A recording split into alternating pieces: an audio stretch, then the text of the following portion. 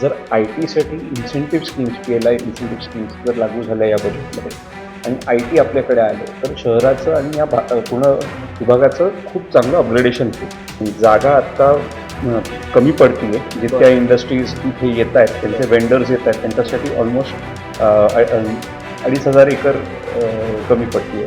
बरोबर. उद्या देशाचं अर्थसंकल्प सादर होणार आहे. देशभरातील प्रत्येक क्षेत्राला त्यांच्या वाट्याला किती बजेट येतं याची उत्सुकता लागलेली आहे. आपण सध्या छत्रपती संभाजीनगरमध्ये आहोत आणि छत्रपती संभाजीनगरच्या उद्योजकांना या अर्थसंकल्पातून काय हवंय, त्यांच्या काय अपेक्षा आहेत आपण जाणून घेणार आहोत. आपल्यासोबत चेंबर ऑफ मराठवाडा इंडस्ट्री आणि ॲग्रीकल्चरचे प्रेसिडेंट आणि सेक्रेटरी आहेत. आपल्यासोबत उत्सव सर आहेत. कसं पाहता उद्या काय काय अपेक्षा आहेत तुम्हाला या अर्थसंकल्पनातून? सर बजट से जैसा हमने आपको कहा कि अभी इतने बड़े इन्वेस्टमेंट यहाँ पे आ रहे हैं तो उसके लिए सबसे मोस्ट इम्पॉर्टेंट इंफ्रास्ट्रक्चर होगा। रोड इंफ्रास्ट्रक्चर, एयर इंफ्रास्ट्रक्चर और ये सभी चीज़ों के लिए यहाँ के जो हमारे संभाजी नगर के पॉलिटिकल लीडर्स हैं उनको मैं बहुत बहुत धन्यवाद बोलूँगा। उनका सपोर्ट बहुत अच्छा रहा है थ्रू आउट और इसी के कारण हम लोग इतना इन्वेस्टमेंट छत्रपति संभाजी नगर में देख पा रहे हैं और अब हमारा शहर बहुत ही जल्द हमको ऐसा विश्वास है कि ईवी हब बन जाएगा। तो ये इससे बड़ी बात और हो नहीं सकती है। तो I would like to thank all political leaders Chhatrapati Sambhaji Nagar के for always supporting industry and उसके अलावा हमें लगता है कि एमएसएमई प्लेज बहुत बड़ा पार्ट प्ले करती है एमएसएमई। तो एमएसएमई को काफ़ी पीएलआई इंसेंटिव्स वगैरह हम एक्सपेक्ट कर रहे हैं। उनको कैपिटल मिलना इजी हो जाए, वो अपना जो ये, आपका ट्रेड है वो अच्छे तरह से चालू कर सके एंड मैन्युफैक्चरिंग यूनिट अच्छे से चालू कर सके। उसके अलावा ग्रीन एनर्जी की तरफ ऑफ कोर्स बहुत important role green energy play करती है, जैसा सबको पता है। बहुत लोग इन्वेस्टमेंट कर भी रहे हैं ग्रीन एनर्जी में और आगे भी हमको यही अपेक्षा रहेगी कि ग्रीन एनर्जी को एज ऑलवेज जो गवर्नमेंट से सपोर्ट मिला है वो मिले और जैसा हम हरदम बोलते हैं गो ग्रीन, वैसा ही होना चाहिए। और अब ये जो ईवी हब बन भी रहा है, वी आर गोइंग ग्रीन।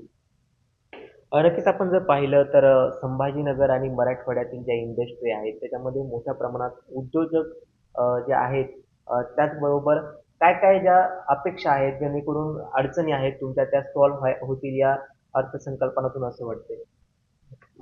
सगळ्यात मोठं आपल्याकडे आय-टीची कमी आहे बरं. संभाजीनगरमध्ये. जर आय-टीसाठी incentive schemes, PLI incentive schemes जर लागू झाल्या या बजेटमध्ये आणि आय-टी आपल्याकडे आलं, तर शहराचं आणि या पूर्ण विभागाचं खूप चांगलं अपग्रेडेशन होईल.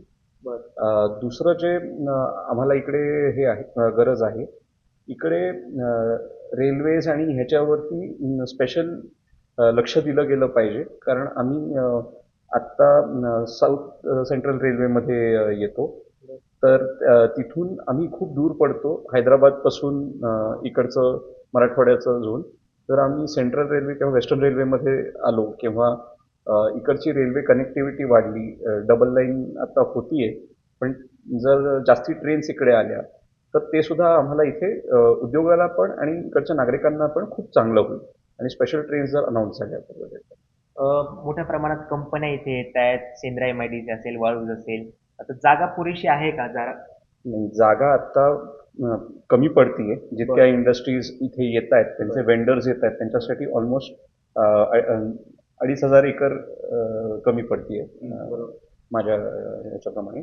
तर जागा जास्तीची लागणार आहे आणि जास्तीची जागा आणि जास्तीचं स्किल इकडे जनरेट होणं, त्याच्यासाठी बजेटमध्ये जर काही विभाजनं झाली जी मराठवाडा स्पेसिफिक असतील तर ते खूप चांगलं पडेल. कारण आम्हाला मराठवाडा म्हणजे फक्त संभाजीनगर नाही, अख्ख्या मराठवाड्याला कसं पुढे वाव देता येईल आणि प्रगती करता येईल त्याच्यावर आम्हाला स्पेशल गरज आहे सेंटरकडनं याच्यात.